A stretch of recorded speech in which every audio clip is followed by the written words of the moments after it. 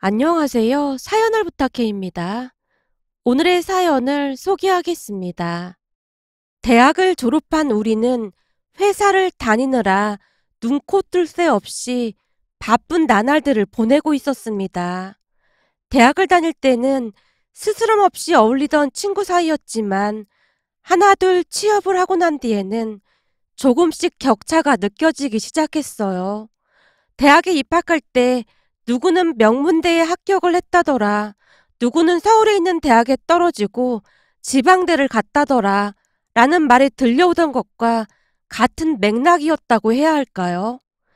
학교를 다니는 내내 입시 경쟁을 치러야만 했다면 대학을 졸업하고 나서는 다시 취업 경쟁을 겪어내야만 했습니다. 대기업을 들어간 친구들은 마치 세상을 다 가진 것 마냥 어깨가 으쓱해졌고, 그렇지 못한 친구들은 경쟁에서 진 것 마냥 잔뜩 움츠러들 수밖에 없었으니까요. 저 또한 그런 부류 중 한 사람이었습니다. 여러 대기업에 도전했지만 다 떨어지고 말았거든요.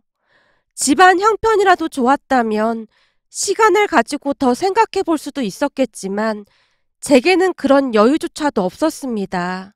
항상 돈에 쪼들리다 보니 결국 제가 목표했던 회사보다 훨씬 작은 중소기업에 입사를 할 수밖에 없었어요.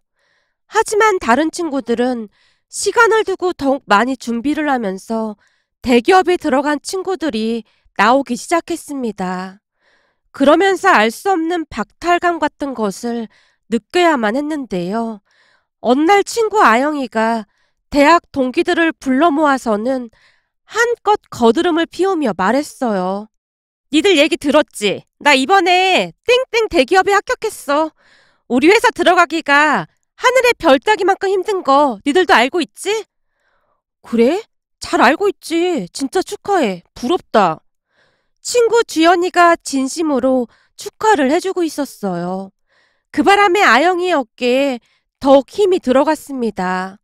당연하지. 니들도 알다시피 내가 이 회사 들어가려고 엄청 노력했잖아. 아영이가 잔뜩 상기된 얼굴로 친구들을 둘러보다가는 저와 눈이 마주치자마자 안타깝다는 듯이 말했어요. 수진이 너도 조금만 더 시간을 가지고 투자했다면 대기업에 들어갈 수 있었을 텐데 가만 보면 넌 니네 부모님이 참 안 도와주는 것 같아. 너 학자금 대출도 아직까지 있지? 어? 그렇지 뭐. 이제 취업했으니까 열심히 갚으려고. 난 진짜 이해가 안 되는 게 어떻게 부모가 자식 대학 학비며 생활비를 안 도와줄 수가 있는 거냐? 나를 봐봐. 대학 다닐 때 네가 나보다 공부도 훨씬 잘했는데 우리 부모님이 뒷받침해주니까 결국 난 대기업에 들어갔잖아? 근데 넌 진짜 안 된 것 같아. 니네 부모님은 너한테 미안해하긴 하는 거야? 미안해할 게 뭐가 있어. 어려운 형편에 이만큼 키워주신 것만 해도 감사한데. 감사하긴 뭐가 감사하냐? 난 대학 다닐 때 너처럼 치열하게 사는 친구는 처음 봤던 것 같아. 아르바이트도 몇 개씩 하고 거기다 장학금까지 받는다고 맨날 동동거렸잖아? 혹여나 장학금 못 받으면 난리가 났고 말이야. 너 아르바이트 할 때 다들 대기업 인적성 검사 필기시험 준비하고 난리도 아니었는데 넌 알바하느라 그럴 시간도 없었지? 네 인생도 참 불쌍하다. 난 그런 부모님 안 만난 것만으로도 얼마나 감사한지 모르겠어. 아영이가 마치 불쌍한 거지를 보듯 저를 바라보고 있었는데요. 가만히 듣고 있던 주연이가 대화에 끼어들어 아영이를 나무랐어요. 아영아, 무슨 그런 말이 있어. 난 대학 내내 열심히 사는 수진이가 대단하기만 했는데. 그리고 사람마다 조건이 다른 건데 그렇게까지 말할 필요 없잖아? 내가 틀릴 만한 건 아니잖아. 수진이 부모님이 조금 무책임하긴 하잖아. 나왔으면 책임을 져야 하는데 그렇지 못한 부모는 좀 그렇잖아. 그러니까 내 말은 수진이를 나무라겠다는 게 아니라 수진이 부모님이 무책임하다 그런 말인 거야. 자신의 말이 틀리지 않았음을 증명이라도 하겠다는 듯이 아영이가 단호한 목소리로 말하고 있었습니다. 그 모습에 주연이가 대받아치려고 입을 들썩이고 있었는데요. 제가 그런 주연이를 말렸어요. 됐어. 오랜만에 만났는데 그냥 즐겁게 있다 가자. 하지만 주연이는 그냥 참고만 있지 않았어요. 아니지. 이런 얘기는 꼭 짚고 넘어가야 하는 거야. 아영아, 너 수진이한테 당장 사과해. 사과? 내가 왜 사과를 해? 오늘 밥도 내가 사줬는데 왜 사과를 해야 하는 거야? 넌 인생이 돈이면 다 되는 것 같아 보이지? 물론 그런 건 아니지만 돈이 없으면 불편한 건 사실이잖아? 주연이 너는 그래도 중견기업이라도 들어가서 괜찮지만 사실 수진이는 앞날이 깜깜한 건 사실이잖아? 직장이 없는 것도 아니고 수진이 앞날이 깜깜할 게 뭐가 있어? 아니지. 그런 작은 중소기업에서 돈을 벌면 얼마나 벌겠어. 그러니 앞으로 앞날이 깜깜한 게 맞잖아.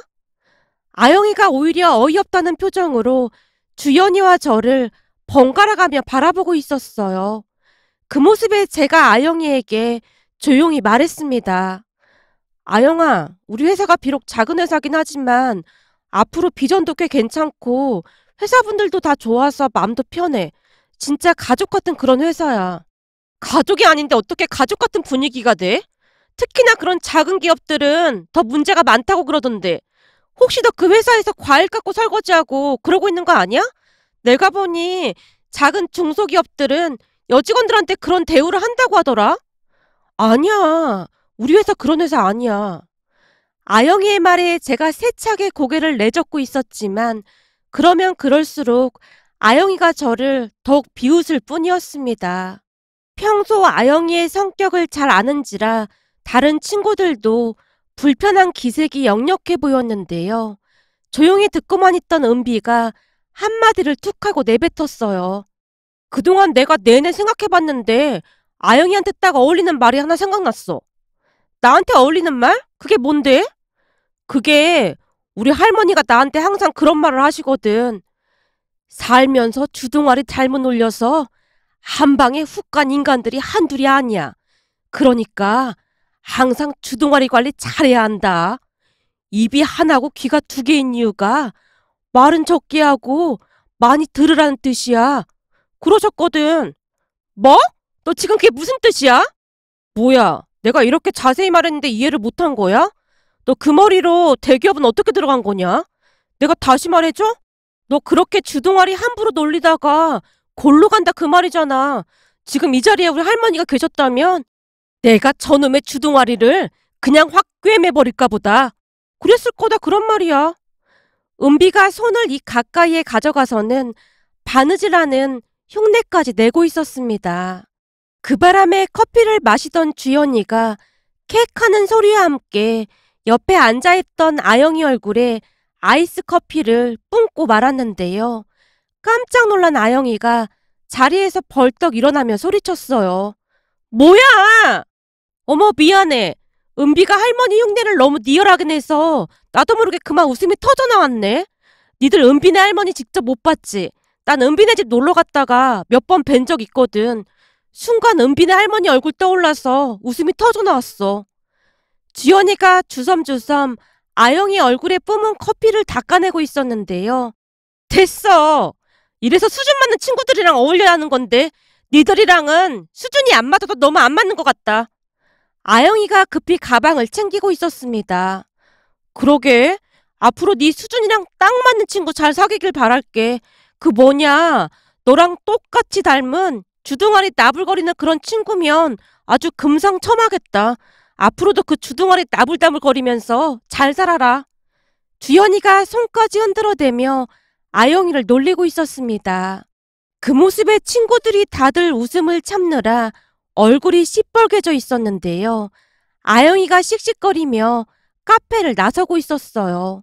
그리고 그런 아영의 뒷모습을 노려만 보고 있던 주연이가 배꼽을 잡고 웃었어요. 니들 아까 이아영 얼굴에 커피 범벅된 거 봤지? 아마도 화장 지워질까봐 바로 갔을 거야. 화장을 어찌나 덕지덕지 쳐바른 건지 저 정도면 거의 분장 수준 아니냐?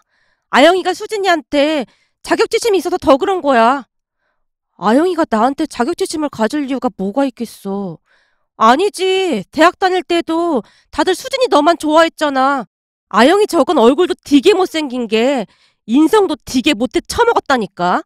암튼 앞으로 난 아영이 안 만날 거니까 혹시나 아영이 나오는 자리에 나는 부르지 마라. 주연이가 고개를 절레절레 흔들고 있었습니다. 한동안 울분을 토하던 주연이가 제게 조심스레 물었어요. 수진아, 넌 그 회사 계속 다닐 거야? 천천히 시간을 갖고 이직을 생각해보는 건 어때? 학교 다닐 때 네가 아영이보다 공부도 잘하고 그랬는데 아영이 저러는 거 진짜 꼴 보기 싫잖아. 글쎄, 난 그냥 지금 회사가 맘 편하고 좋은 것 같아. 아까도 말했지만 지금 꾸준히 성장하고 있기도 하고 말이야. 사장님이 서울대 출신이라고 하시던데 머리도 엄청 좋다고 다들 감탄을 하거든. 그래? 회사 분위기는 괜찮은가 보네? 당연하지. 우리 회사 장점 중에 하나가 뭐냐면 회사에 작은 구내식당이 있는데 사모님이 직접 음식을 만들어서 주시거든? 근데 음식이 엄청 맛있어. 그냥 한마디로 집밥이야, 집밥.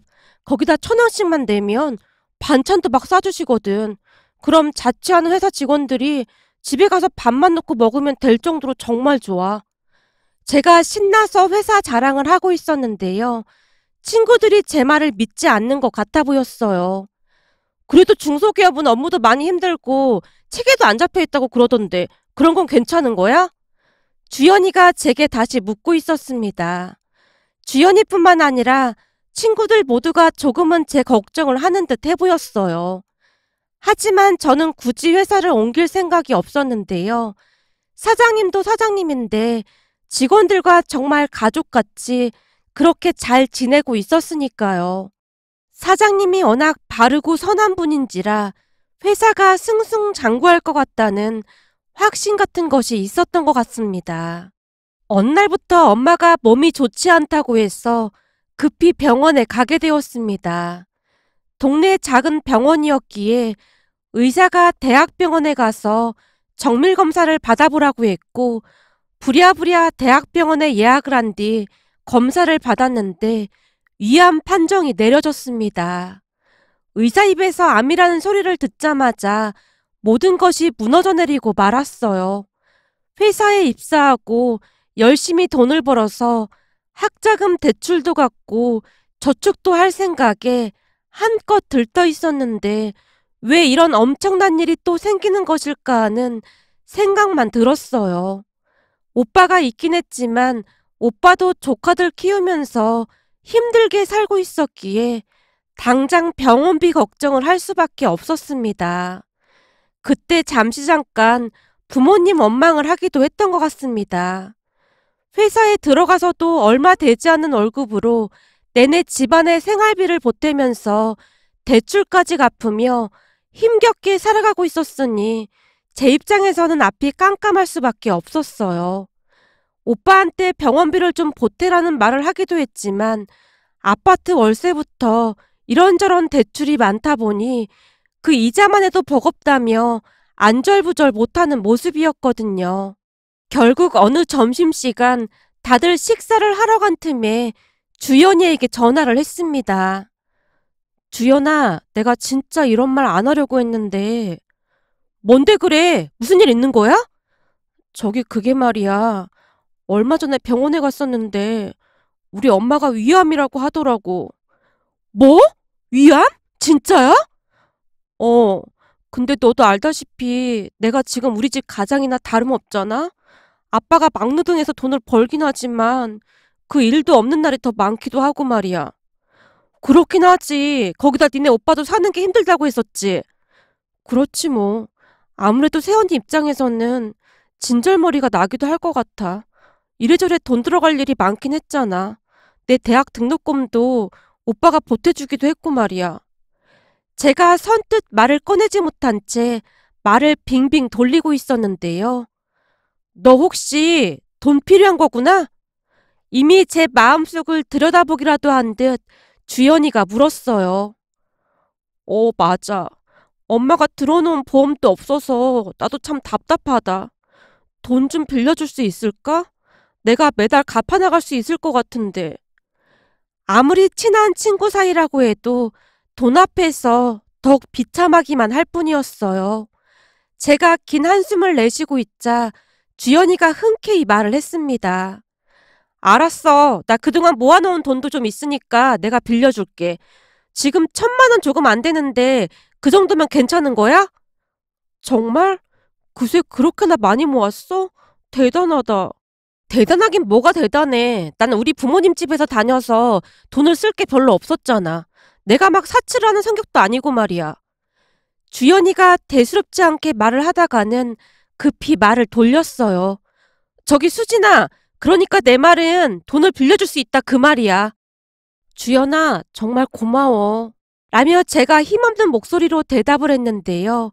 주연이가 힘내라며 한껏 응원해주고 있었지만 전화를 끊자마자 그동안 쌓였던 서러움에 눈물이 비오듯 쏟아지고 있었어요. 그 순간 너무나 비참했다고 해야 할까요? 그렇게 홀로 앉아서 한동안 눈물을 훔치고 있어야만 했습니다. 그 뒤 시간이 얼마나 지났을까요? 퇴근하려고 주섬주섬 준비를 하고 있었는데요. 인사 담당 대리님이 제게 조용히 말을 했어요. 수진 씨, 사장님이 잠깐 보자고 사장실로 오라고 하시네요. 네? 저를요? 혹시 무슨 일일까요? 글쎄요. 그건 나도 잘 모르겠네요.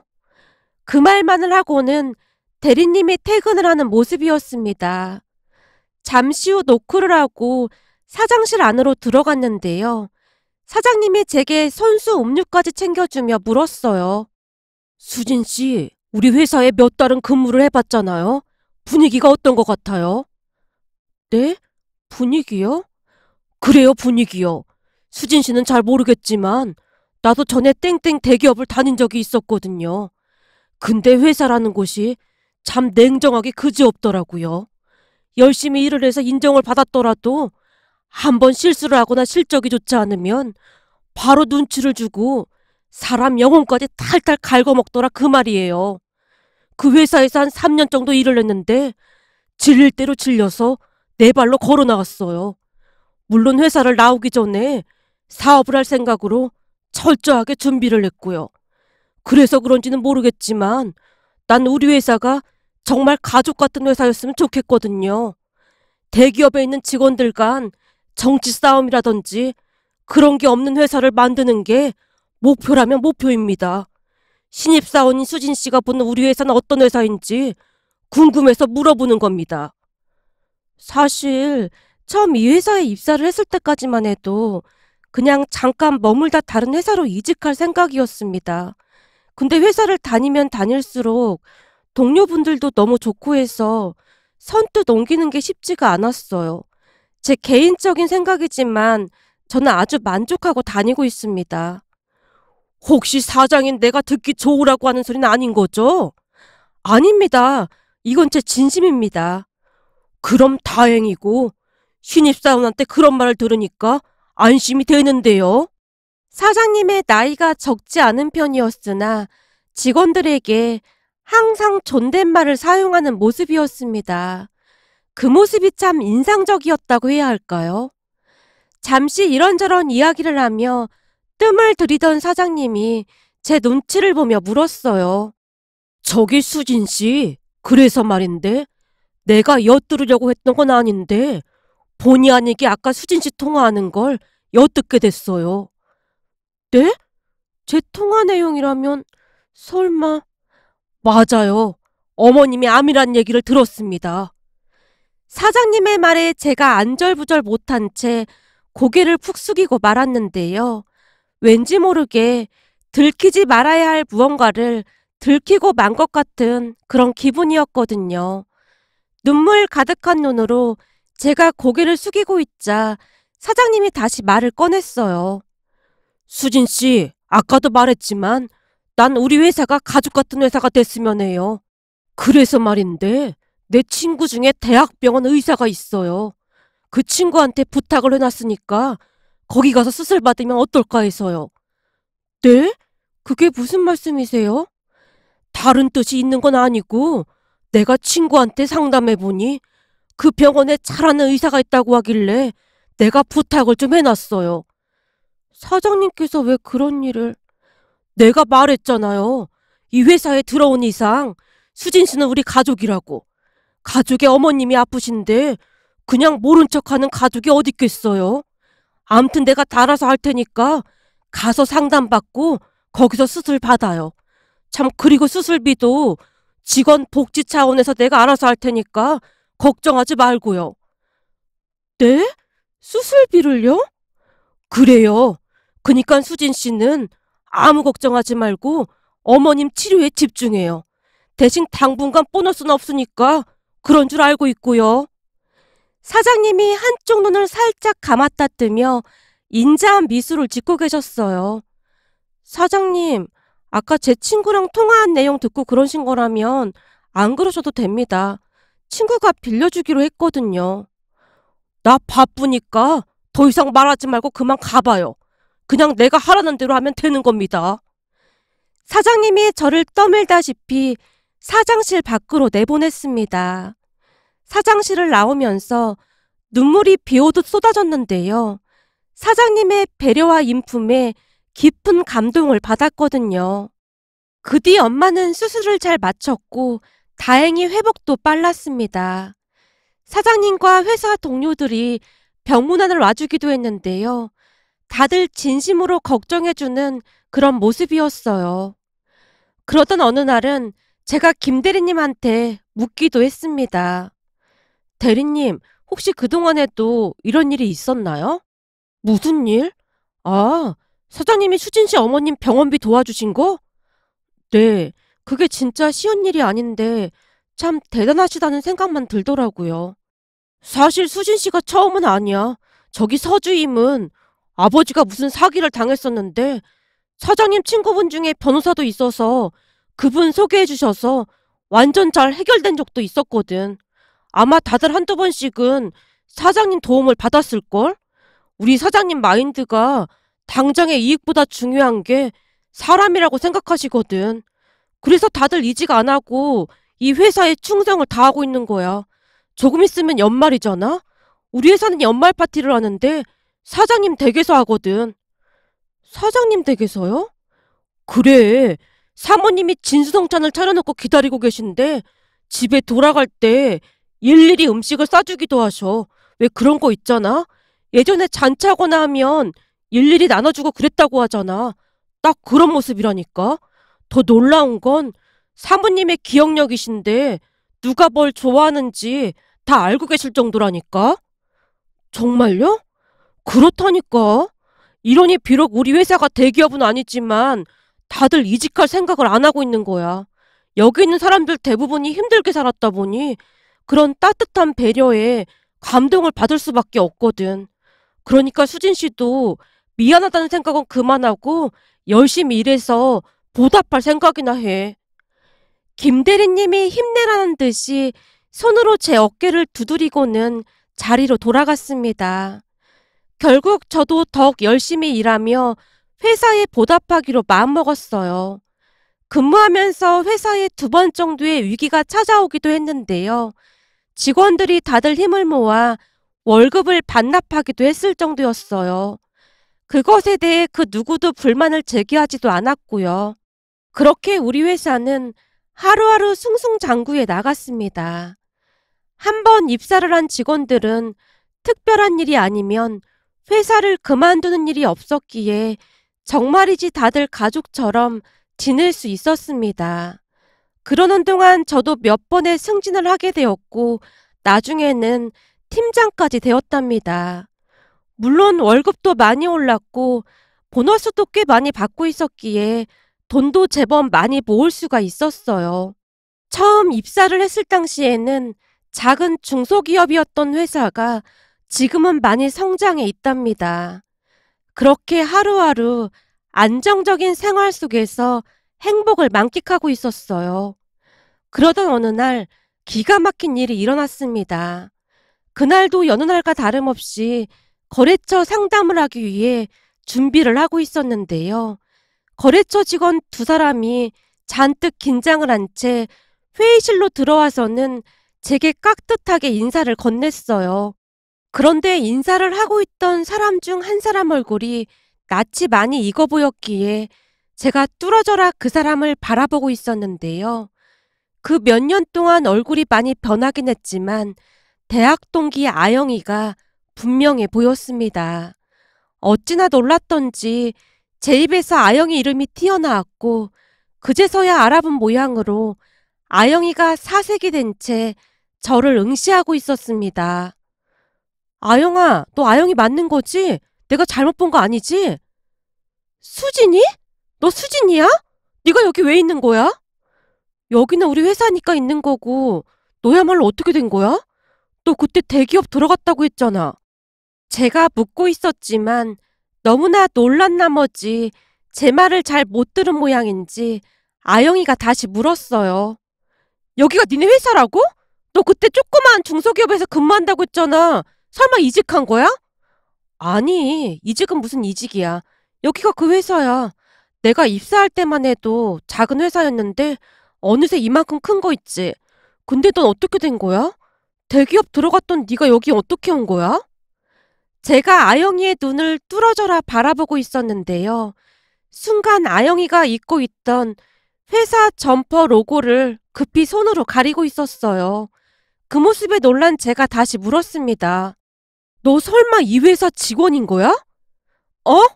그렇게 됐어. 근데 설마 네가 팀장인 거야? 맞아. 열심히 일하다 보니 이 자리까지 와 있더라고. 우선 자리에 앉자. 그리고 여기는 공적인 자리니까 서로 존댓말을 사용해야 할 것 같네요. 라며 제가 자리에 앉아서 상담을 하기 시작했는데요. 상담을 하는 내내 아영이가 마치 나라 잃은 사람 마냥 멍에 앉아있을 뿐이었어요. 그때 당시 아영이의 얼굴은 금방이라도 울음이 터질 것만 같은 그런 모습이었으니까요. 그날 아영이는 어깨를 축 늘어뜨린 채 돌아갔는데요. 큰 충격을 받았던 모양으로 회사까지 그만뒀다고 하네요. 그 회사 직원에게 듣기로는 앞으로도 저와 마주할 일이 많다는 것을 알고는 급히 회사를 그만뒀다는 말만을 들었을 뿐이었어요. 그렇게 며칠 뒤 대학 동기 모임에 나가게 되었고 그 자리에서 아영이의 소식을 들을 수가 있었습니다. 그나마 아영이와 연락을 하고 지내던 친구 한 명이 기다렸다는 듯이 말을 했거든요. 니들이 아영이에게 꺼내지 말라고 해서 그동안 입 꾹 다물고 있었는데 친구가 제 눈치를 보며 서서히 이야기를 시작했습니다.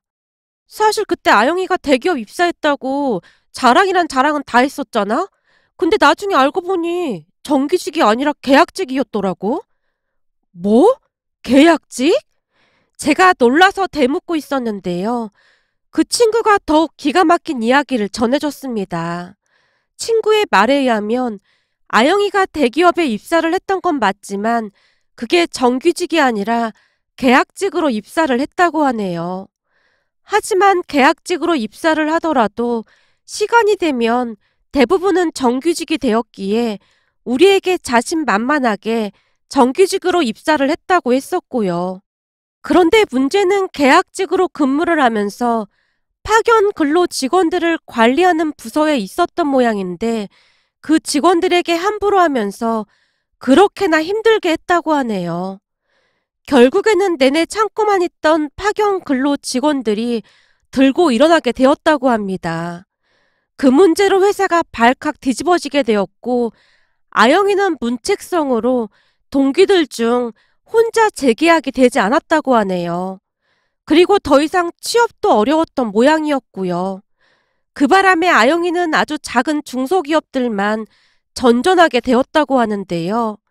그마저도 가는 곳마다 말을 함부로 하는 바람에 몇 개월을 넘기지 못한 채 계속 그만두었다고 하네요. 친구들 모두가 아연실색한 채 이야기를 듣고 있었는데요. 한동안 이야기를 하던 친구가 저를 보며 조용히 말했어요. 사실 아영이가 이번에는 진짜 입 꾹 다물고 조용히 회사 다닌다고 절에 가서 무슨 무건 수행인가? 뭔가도 했다고 했거든. 근데 거래처 팀장으로 수진이가 딱 버티고 있는 모습을 보고는 자존심이 상할 대로 상한다면서 바로 그만뒀다고 하더라고. 전에 그렇게 수진이 무시하더니만 완전 상황이 뒤바뀐 거지 뭐. 그러게 그때 내가 뭘 했어. 주둥이로 흥한 자 주둥이로 망한다고 했잖아. 역시나 우리 할머니 말이 딱 맞았다니까. 그러게 그때 내 말 새겨들었으면 얼마나 좋았겠어. 근데 난 왜 이렇게 속이 시원하냐? 팀장이 된 수진이 앞에서 아영이 심정이 어땠을지 생각만 해도 너무 통쾌하다. 은비가 신나서 외치고 있었어요. 그 모습에 우리 모두 박장대소를 했고요. 그러면서 문득 아영이가 제게 막말을 하던 그 순간이 스쳐 지나갔는데요. 이래서 사람은 항상 바르게 살아야 함을 다시 한번 깨닫게 되었답니다. 오늘의 사연은 여기까지였습니다. 즐겁게 보셨다면 구독, 좋아요 부탁드립니다. 고맙습니다.